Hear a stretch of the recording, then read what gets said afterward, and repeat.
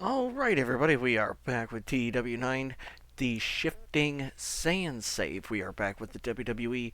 We are here to book our next episode of Smackdown from the Cumberland County Civic Center in the New England region. So let's take a quick look back at last week's episode of Smackdown. Um, in our first pre-show match, we had an 8-man tag team match of AJ Styles, Billy Kidman, London, and Kendrick defeating X-Pac, Nunzio, Sabu, and Jamie Noble. Then we had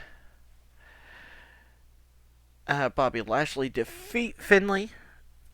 The New Age Outlaws defeated the team of Kenzo Suzuki and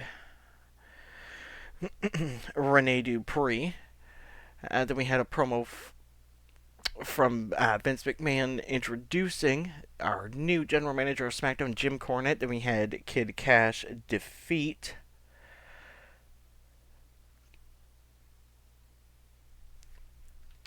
Juventud Guerrero to retain the Cruiserweight title. We had a promo from Batista talking about how he is going to destroy Mark Henry at the Royal Rumble. We had Chris Benoit tie the whole series up at 3 apiece when he defeated Randy Orton.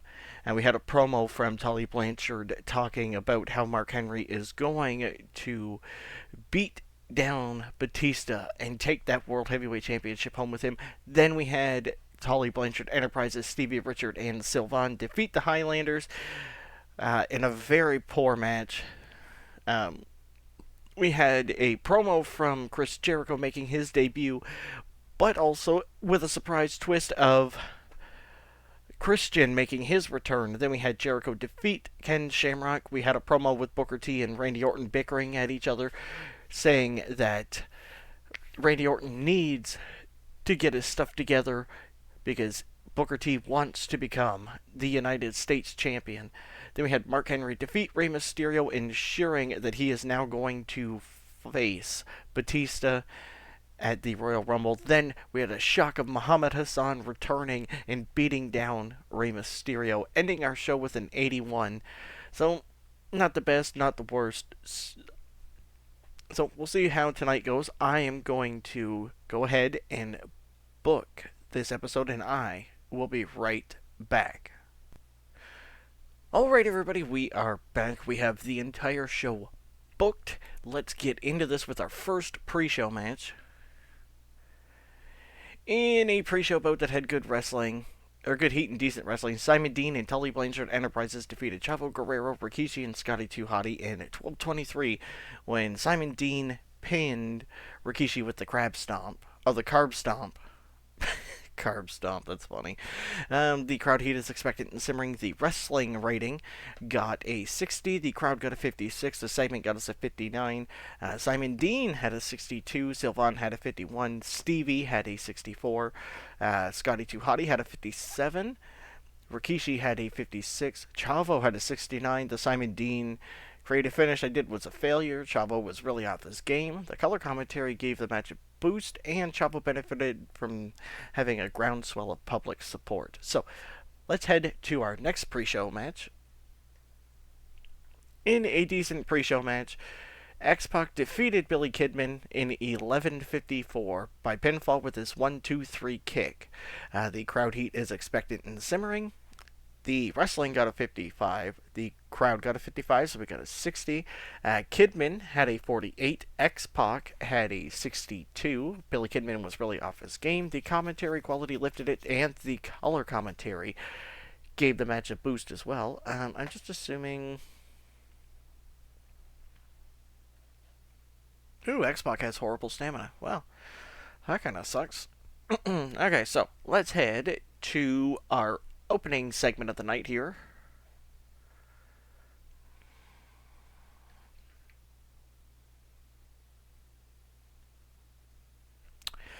The new SmackDown General Manager Jim Cornette makes his way to the ring carrying his tennis racket, getting a mixed reaction from the crowd there. Ladies and gentlemen, if I could have your attention for just a moment, over the past few weeks, I've heard a lot of talking on Smackdown. I've heard Batista tell Mark Henry he's not ready for the World Heavyweight Championship.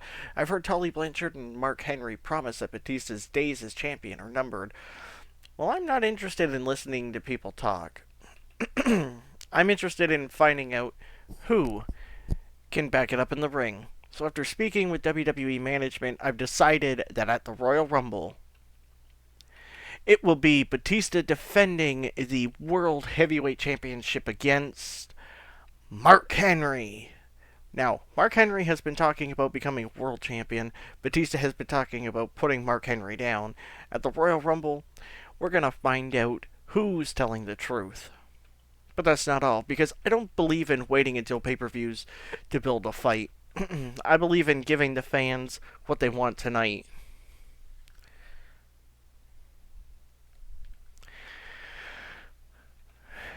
So in tonight's main event, the World Heavyweight Champion Batista will team with Rey Mysterio to take on the team of Mark Henry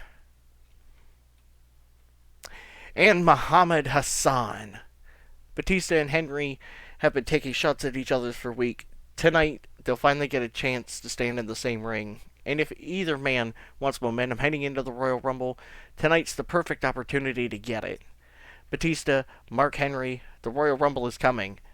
But before we get there, I want to see exactly what both of you are made of tonight. So the crowd heat is simmering. We got a 56. In advance, what happens when the animals hunted, and Muhammad's rise back to the top.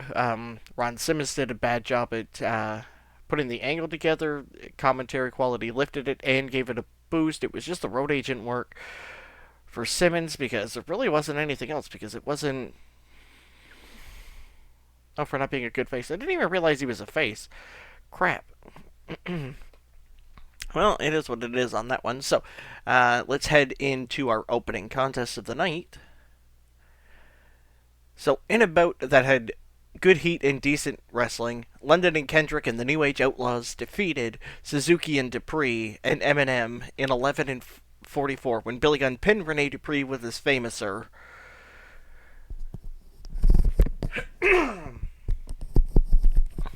So the crowd heat is hot and rising. The wrestling rating got a 63.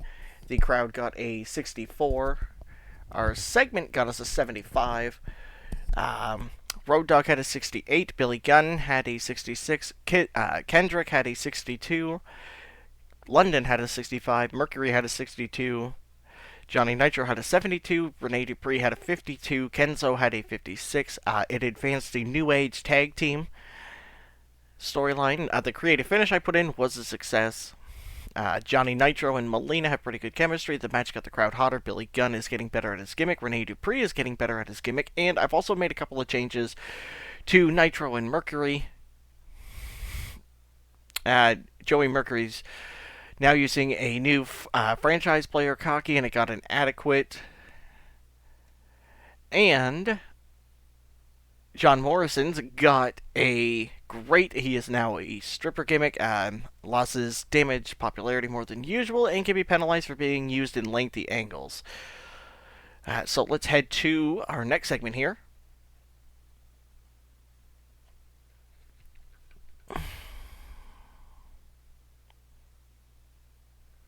The camera cuts backstage to Booker T and Randy Orton standing with Sharmell. Both men look confident as the decisive match 7 between Orton and Chris Benoit looms later tonight. Tonight is the night, sucker. For weeks, Chris Benoit and Randy Orton have been battling all over SmackDown. Every week, it's been another fight, another challenge, another obstacle, and now it comes down to this one match, match 7. Benoit, you've been a thorn in our side long enough. You've fought hard, you've earned respect, but tonight, Randy Orton finishes what he started. Chris Benoit is one of the toughest men I've ever stepped into the ring with. Nobody can take away from him. But tonight isn't about respect. Tonight isn't about proving who the better wrestler is. Tonight is about winning. And when the pressure is at its highest, when the spotlight is the brightest, that's when Randy Orton performs at his best. Tonight, Chris Benoit's story comes to an end because tonight I'm beating him. That's what I'm talking about. Once Randy takes care of Benoit, There won't be any more questions. There won't be any more roadblocks. There won't be anybody left standing between Booker T and the United States Championship. Tonight is about destiny. Randy wins match 7, and Booker T gets exactly what he's earned. Benoit, tonight you find out why they call me the Legend Killer. After I'm done with you, Booker T becomes the next United States Champion. You see it, don't you? The United States Championship looks real good around my waist, and after tonight, it won't be a dream no more, it'll be reality. Tonight, Chris Benoit falls, and the next United States Champion, Booker T. So the crowd heat is white hot. The segment got a 79. It advanced the 5x5 shut up, you only need to win 4 storyline. Booker T and Sharmell have great chemistry. Randy and Bob have good chemistry, and the angle got the crowd hotter as well. So, hot crowd, yeah, very good. Okay, so let's head to the match now. In an exceptional match, Randy Orton defeated Chris Benoit in 14:31 by pinfall with an RKO. The crowd heat is very hot. The wrestling rating got us an 83. The crowd got us an 82. The segment got us a 90. Chris Benoit had an 82. Randy Orton had an 83. It advanced the 5x5 shut up storyline. The creative finish that we used was a success. Randy Orton and Bob have good chemistry. Chris was penalized due to the effects of going through personal issues. Chris Benoit benefited from having a groundswell of public support, and the match got the crowd buzzing. I just want to see. Voice of. Oh, Austin was the referee, really?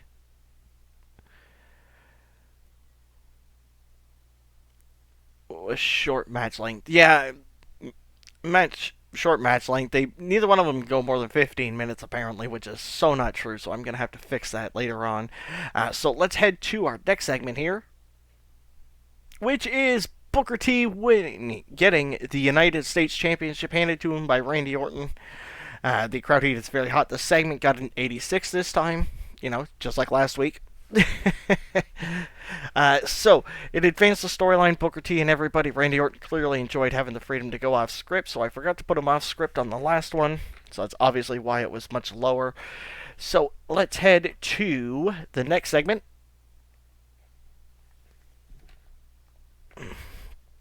Ooh, the angle idea failed. Go ahead, boo all you want. It's been a year and nothing has changed. The second I walk through that curtain, you make up your minds. You decide who I am before I even say a word. You don't know me. You don't know what I've been through, and you certainly don't know why I came back. I came back to WWE because I have unfinished business. A year ago, my career was taken away before I even had a chance to reach my full potential. I watched other men become champions. I watched other men become legends. I watched opportunities pass me by. Well, not anymore, because Muhammad Hassan is back. And I didn't come back for sympathy. I didn't come back to make friends. I didn't come back to relive the past. I came back to take over. I look around Smackdown and I see men like Batista standing at the top of the mountain. I see champions walking around acting like they're untouchable. I see people talking about Mark Henry, Randy Orton, Rey Mysterio, and Chris Benoit. But nobody is talking about Muhammad Hassan. That's fine, because the best way to get people's attention isn't by talking, it's by winning, and that's exactly what I intend to do. I'm going to climb the ladder one step at a time. I'm going to beat everybody put in front of me, and sooner or later, the World Heavyweight Championship is coming home with me. Batista, enjoy your time as champion, because every champion falls, every reign ends, and when your reign is over, a new era begins. The era of Muhammad Hassan. The crowd heat is very hot. We got an 83. It advanced Muhammad's rise back to the top. And the angle idea was a failure, so that's probably what killed it. So let's head to our next match here. Not too bad, not too bad. And about to head fantastic heat and great wrestling, AJ Styles defeated Sabu in 10-11 by pinfall with a frog splash. The crowd heat is very hot. The wrestling rating got a 73. The crowd got a 71. We got a 72. AJ had an 81. Sabu had a 65. The match had very little drama of flow to it because nobody had in-ring psychology to take proper control. Sabu was really off his game, and AJ and Sabu have great chemistry, and it showed. So, that might be a Cruiserweight Championship match down the line one day. Let's just check out the dirt sheet. Sabu's got a poor gimmick, declining physical ability, and lack of psychology for both of them.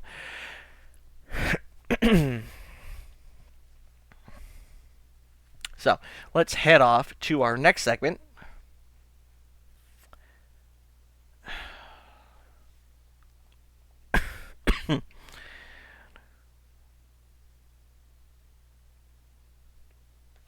So, Longhorn hits, and the crowd just erupts with boos like nobody's business.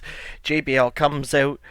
For the last few weeks, I've been sitting at home watching Friday Night Smackdown. I've been watching Batista talk about being champion. I've watched Randy Orton run his mouth. I've been watching Booker T, Chris Benoit, Mark Henry, Rey Mysterio.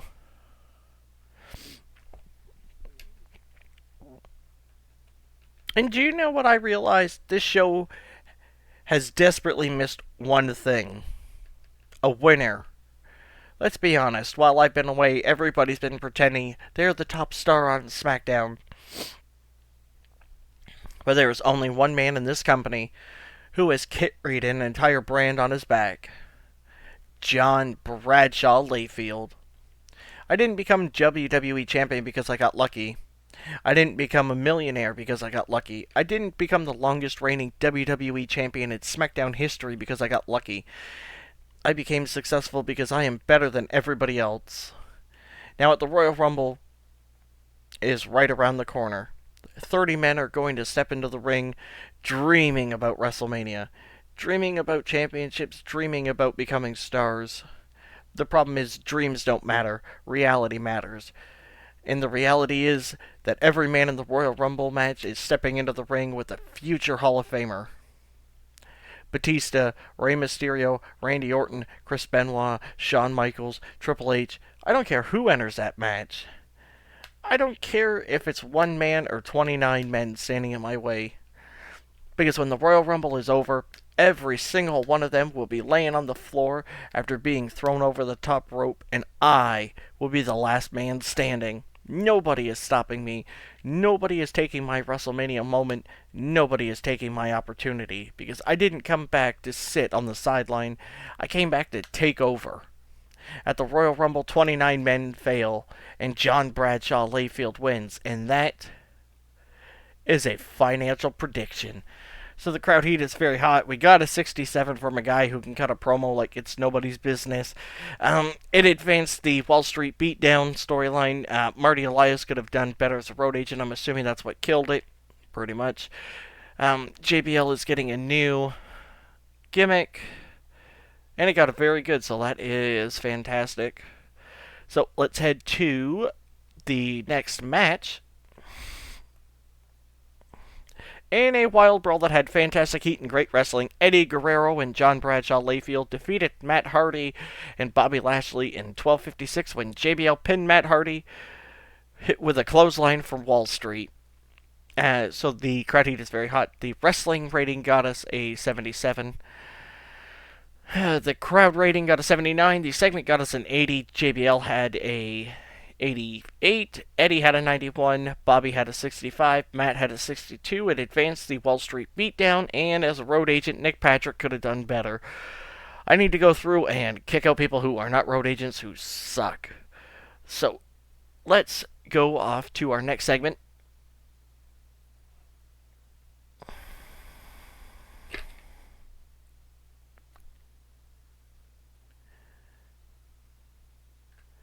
The camera cuts backstage to Chris Jericho and Christian standing together.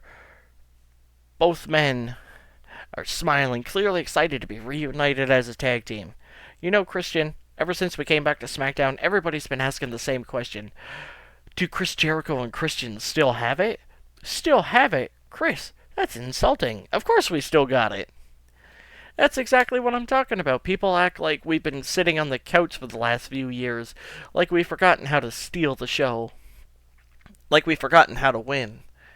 Well, next week we're going to remind everybody because next week Chris Jericho and Christian officially reunite in our first tag team match together. And unfortunately for our opponents, the FBI are standing in the way. Nunzio, Vito, we like you guys. You're entertaining, you're tough, but next week isn't about you. Next week is about us. Next week is about showing SmackDown's tag team division that Chris Jericho and Christian Cage are back. And we're not here for a reunion tour. We're not here to relive the glory days. We're here to create new ones. See, while everybody else is fighting over singles championship, we got our eyes on something else. The WWE Tag Team Championship. And every great championship run starts with one match. For us, that match is next week. Vito, Nunzio, you boys are about to have the privilege of being the first team to stand across the ring from the reunited Chris and Christian. And unfortunately for you, you're also about to be the first team we beat. You know what happened next week? Everybody remembers exactly why we were one of the best tag teams in the WWE history. And everybody in the tag team division gets put on notice. We're back. And after next week, the road to the WWE Tag Team Championship begins. So the crowd heat is very hot. The segment got us a 94. The return of Y2 Christian advanced and gained heat, and Chris Jericho enjoyed having the freedom to go off script. I was just penalized for the low storyline heat. Oh, that's not too bad. So let's head to our next match. And about that had fantastic heat and great wrestling. Christian defeated Finlay in 9:56 by pinfall with his unprettier. The crowd heat is very hot. The wrestling rating got a 69. The crowd got a 70. We got a 77 out of it. Christian had an 80. Finlay had a 68. It advanced the return of the Y2 Christian storyline. Finlay seemed off his game.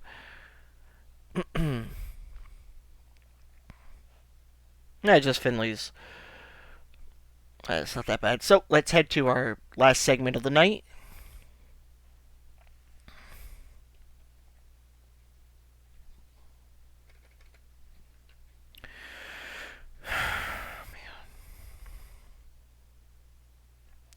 Mark Henry, for weeks now, I've listened to you and Tully Blanchard talk about the Royal Rumble.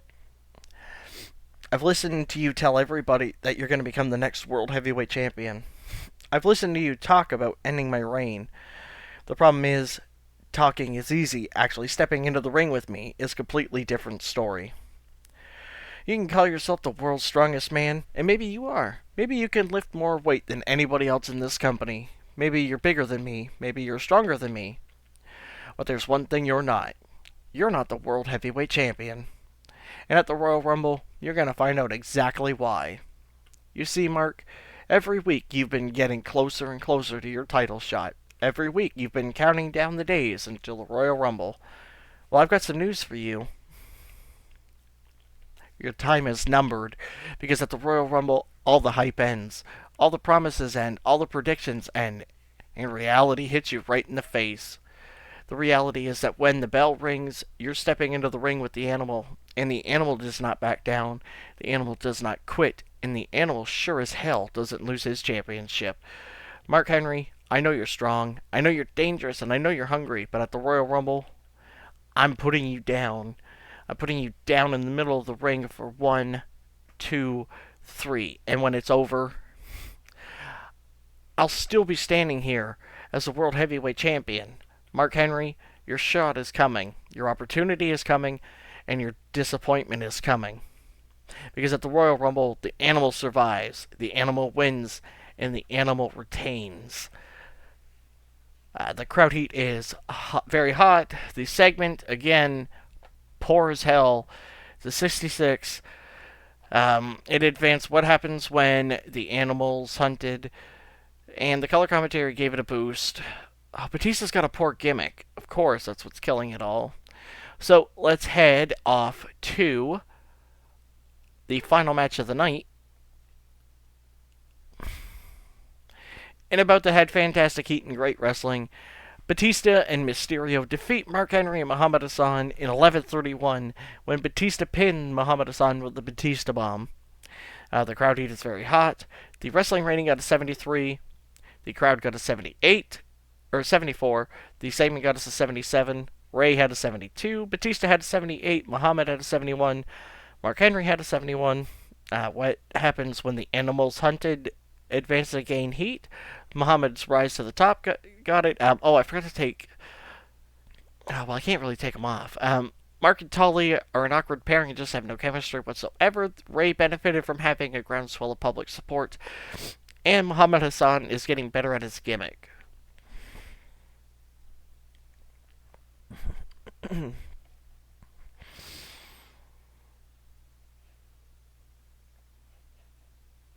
So, let's check out and see what we got tonight.